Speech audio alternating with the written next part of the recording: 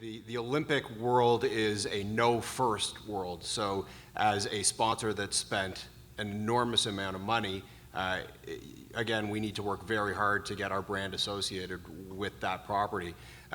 The Hockey Canada debate, as I'm sure many of you are familiar with, where the team jersey was forced to adhere to the IOC rules, so Hockey Canada couldn't use their classic Hockey Canada jersey in the Olympics, wasn't a huge issue to RBC because thankfully we had the Olympic deal and the Hockey Canada deal, so either way we're going to be associated with that brand.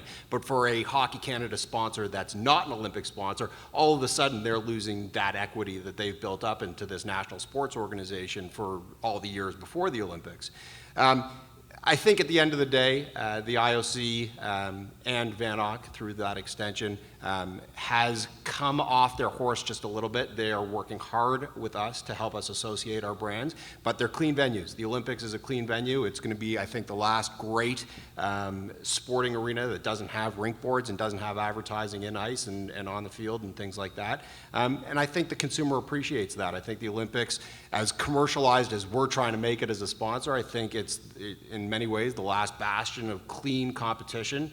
And we're okay with that. We're finding other ways to associate our brand, like what I mentioned through the Olympic Torch Relay and the stuff that we do as an organization that associates the Olympics outside of the actual competition.